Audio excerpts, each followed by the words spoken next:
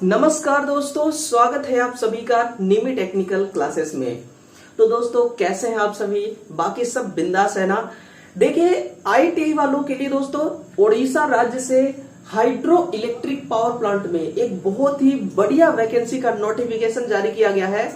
तो आइए मिल करके इस नोटिफिकेशन को पढ़ते हैं और देखते हैं इसमें कि आपके लिए इंपॉर्टेंट पॉइंट क्या है, चाहे वो पॉइंट क्वालिफिकेशन को लेकर के हो, एज लिमिट को लेकर के हो, एग्जाम पैटर्न को लेकर के हो या फिर सिलेक्शन प्रोसेस को लेकर के हो, है ना। सभी पॉइंटों पर बात करने वाले हैं और ये है आपका हाइड्रो इलेक्ट्रिक पावर प्लांट का एक नोटिफिकेशन, है ना। इस नोटिफिकेशन में देखिए यहाँ पर आप सभी के सामने दिया गया है कि भाई एडवर्टीज नंबर क्या है। ये जो एडवर्टीज नंबर है ना, किसी भी वैकेंसी का एडवर्टीज नंबर इसलिए दिया जाता है ताकि आप इससे ये पता कर सके कि ये वैकेंसी आपकी बिल्कुल ओरिजिनल है या फिर फेक है ना। तो एडवर्टीज नंबर दिया गया है, इसका मतलब ये वैकेंसी बिल्कुल ओरिजिनल है। और ये 4 अगस्त 2023 को इस वैकेंसी को लॉन्च किया गया है। यहाँ पर आप सभी के सामने डेट भी दे दिया गया है। अब यहाँ पर देखिए सर, बात ये आती है ना कि ये वैकेंसी है किसके लिए, उसको आप ध्यान से सुनिएगा। ये वैकेंसी देखिए है recruitment to the post of various technician, technical non executive के लिए, है ना, TNE के लिए है। इसमें कौन कौन से आएंगे? इलेक्ट्रिकल ट्रेनी आएंगे, है ना, जिसमें इलेक्ट्रीशियन और लाइनमैन आएंगे। इलेक्ट्रिकल ट्रेनी में इलेक्ट्रीशियन और लाइनमैन आएंगे। मैकेनिकल ट्रेनिंग में कौन आएगा? फिटर आएगा, है ना। मैकेनिकल ट्रेनिंग में कौन आएगा? फिटर आएगा। फिर वेल्डर ट्रेनिंग के लिए है, क्रेन ऑपरेटर के लिए है, और यहाँ पर वायरमैन ट्रेनिंग के लिए, स्टोर कीपर ट्रेनिंग के लिए। तो आईटीआई में ये सारे पोस्ट होते हैं। और आप किस पोस्ट में है आप कमेंट करके जरूर बताइए, आपने किस पोस्ट से आईटीआई किया है, वो आपका पोस्ट कौन सा है ना। तो ये इतने पोस्ट के लिए ये वैकेंसी को निकाला गया है। इसके बाद देखते हैं हम यहाँ पर कि डेट क्या है ना। Website link open, website link open देखिए। रजिस्ट्रेशन और पेमेंट करने का जो डेट है वो है आपका 17/8/2023 और लास्ट डेट है फॉर्म अप्लाई करने का वो है 14/9/2023 तक, है ना। यानी कि कुल मिलाकर के देखिए 22-25 दिन फॉर्म अप्लाई करने का डेट है। इतने दिन में आप फॉर्म अप्लाई जरूर कीजिएगा। और यहाँ पर एक बात और इन्होंने क्लियरली बोल दिया कि भाई टेंटेटिव डेट किसका? एग्जाम का, कंप्यूटर बेस्ड टेस्ट जो आपका होना है वो या तो अक्टूबर में या तो नवंबर में ले लिया जाएगा, है ना। ये बहुत अच्छी बात इन्होंने कर दिया। अब इसी डेट को लेकर के स्टूडेंट क्या करेंगे? तैयारी में जुट जाएंगे अपना, ठीक है ना। तो ये रही देखिए। अब यहाँ पर ये जो आपका हाइड्रो इलेक्ट्रिक पावर प्लांट है, ये hydro electric power plant Bhubaneswar की है ना, ओडिशा में जो भुवनेश्वर है वहां की है। और इसकी कैपेसिटी यहाँ पर देखिए कितना है? 2099.80 मेगावाट की। और इसमें टोटल 6 यूनिट है। कितने यूनिट है? 6 प्रोजेक्ट है, 6 यूनिट्स है ना। देखिएगा इसमें हम थोड़ा सा यहाँ पर ये बात करते हैं कि भाई वैकेंसी जो है, ये वैकेंसी किसके लिए, कितनी वैकेंसी आई हुई है। तो आपके लिए जो स्टूडेंट इलेक्ट्रीशियन और लाइनमैन के लिए फॉर्म अप्लाई करेंगे, टोटल उनके लिए कितनी सीट है? 81 सीट है। और जो फिटर से करेंगे उनके लिए टोटल कितना है?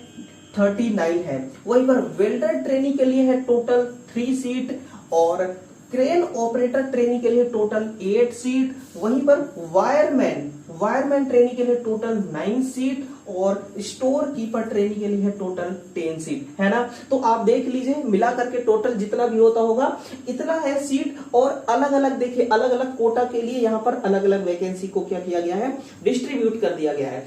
आप टेलीग्राम को जरूर ज्वाइन कीजिएगा, वहां से आपको ये पीडीएफ मिल जाएगी और आप पीडीएफ से आप दोबारा इसको क्रॉस चेक कर सकते हैं, है ना। देखिए यदि आप इलेक्ट्रीशियन और लाइनमैन से फॉर्म अप्लाई करते हैं और आपका जब सिलेक्शन हो जाता है तो आपको 22,700 रुपए मिलेंगे। ये कब मिलेगा? स्टाइपेंड्री पे स्किल आपको दिया गया है ना कि आपको 22,700 रुपए मिलेंगे ट्रेनिंग पीरियड पर।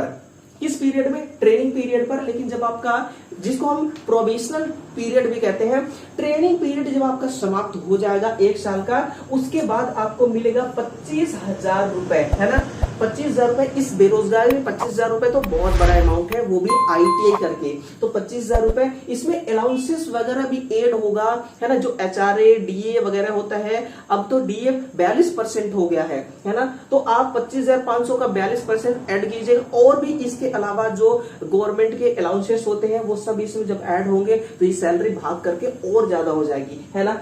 और यहाँ पर देखिए ये जो 22,700 रुपए है ना, ये सभी के लिए है, ये सभी के लिए एक बराबर है ना। ये बहुत ही बढ़िया है, शानदार वैकेंसी और शानदार वैकेंसी का क्या है, इसमें शानदार पे स्केल भी है।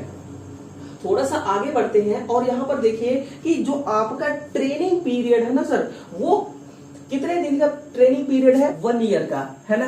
कितने साल का, 1 साल का है। लेकिन आप मिनिमम 3 साल तक इस नौकरी को छोड़ नहीं सकते, क्योंकि 1 साल आपका जो ट्रेनिंग पीरियड रहेगा वो, और ट्रेनिंग समाप्त हो जाने के 2 साल बाद तक भी आप इस वैकेंसी को छोड़ नहीं सकते हैं, है ना। यदि आप छोड़ना चाहते हैं, सर्विस एग्रीमेंट बॉन्ड आपका भरा जाएगा, जिसमें लिखा होगा कि भाई आप 3 साल तक इस वैकेंसी से आउट नहीं हो सकते। और फिर आप इस वैकेंसी को छोड़ेंगे क्यों, है ना, कोई वजह तो होना चाहिए।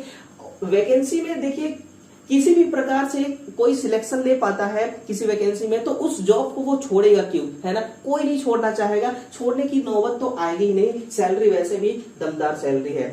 अब क्वालिफिकेशन को आप देखिए, है ना, थोड़ा सा क्वालिफिकेशन देखिए। एसेंशियल क्वालिफिकेशन क्या है, सभी का सेम है, बस ट्रेड रिलेवेंट होना चाहिए।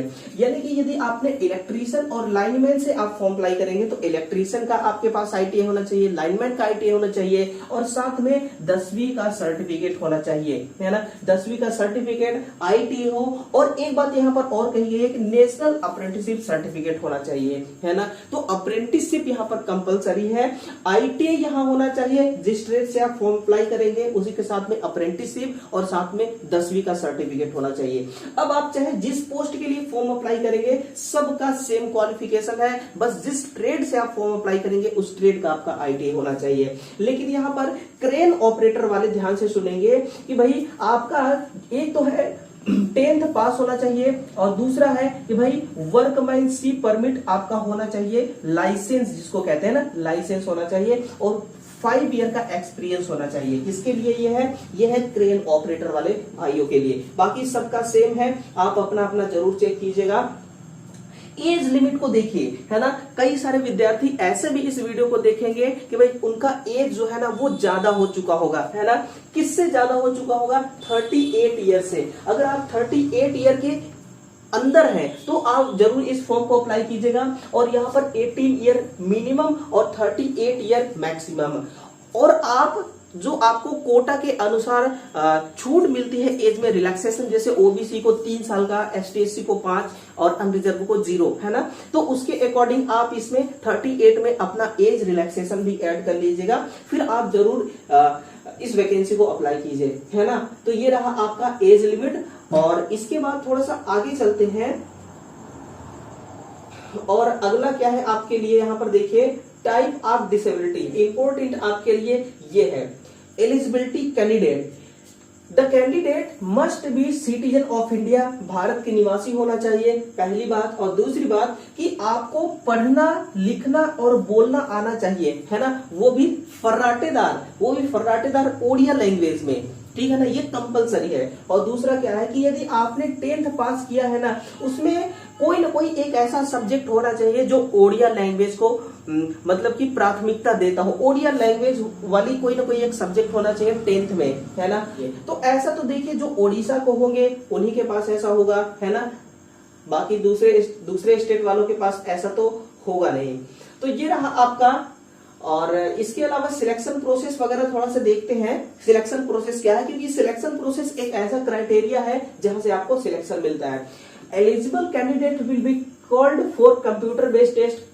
यहाँ पर 120 मल्टीपल चॉइस क्वेश्चंस पूछे जाएंगे, और ये 2 पार्ट में होगा, है ना। पार्ट फर्स्ट में 40 क्वेश्चन होंगे। अब इसे पूछा क्या जाएगा, जनरल एप्टीट्यूड, क्वांटिटी एप्टीट्यूड, है ना, रीजनिंग, इंग्लिश, जनरल अवेयरनेस पूछे जाएंगे। और जो आपका पार्ट सेकंड है वो पार्ट सेकंड में 80 क्वेश्चंस होंगे और सब्जेक्टिव नॉलेज यानी कि सब्जेक्ट से रिलेटेड आपके क्वेश्चन पूछे जाएंगे। जिस ट्रेड से आप फॉर्म को अप्लाई करेंगे उस ट्रेड से आपका क्वेश्चन पूछा जाएगा। और ये इसमें नेगेटिव मार्क भी है, ये भी ध्यान रखिए। जैसे रेलवे में नेगेटिव मार्क होता है ना, तो इसमें भी नेगेटिव मार्क है। आज के टाइम पे जितनी वैकेंसियां आ रही है ना, 80% ऐसे वैकेंसी है जिसमें नेगेटिव मार्क दिया गया है ना। और 2 घंटे का आपका एग्जाम होना है, ठीक है। एक ही सीबीटी एग्जाम होगा, बाकी कोई दिक्कत नहीं है, एक ही सीबीटी एग्जाम होगा। अगर सीबीटी को आपने क्वालिफाई कर लिया तो फिर आपका बिल्कुल बल्ले बल्ले है यहाँ पर। अब फीस वगैरह देखिए उन विद्यार्थियों के लिए जो अनरिजर्व और SEBC यानी कि SEBC का मतलब होता है यहाँ पर बैकलॉग कैंडिडेट, उनके लिए 500 रुपए फीस है और नॉन रिफंडेबल है, ये वापस नहीं होगा। बाकी इसके अलावा और जितने कैटेगरी के स्टूडेंट हैं उनको फीस से बिल्कुल फ्री रखा गया है, मुक्त किया गया है। इसमें फीस उनसे नहीं लिया जाएगा। अब IIT वाले का सिलेबस यहाँ पर क्या है, तो IIT वालों का सिलेबस वही है जो DGET में सिलेबस दिया गया है, वही सिलेबस है। लेकिन DGET में सिलेबस में एक्स्ट्रा चीजें दी गई हैं क्योंकि वहां पर सिलेबस IIT के अकॉर्डिंग दिया गया है। और IIT तो जैसे कि आप इलेक्ट्रीशियन से IIT करते हैं तो 2 वर्ष का IIT होता है, तो 2 वर्ष का सिलेबस वहां पर दिया गया है, तो उतना आपको नहीं पढ़ना है ना। मैं इसका एक सेपरेट वीडियो लाऊंगा कि आपको पढ़ना क्या है सब्जेक्टिव नॉलेज के पर्पज से, है ना।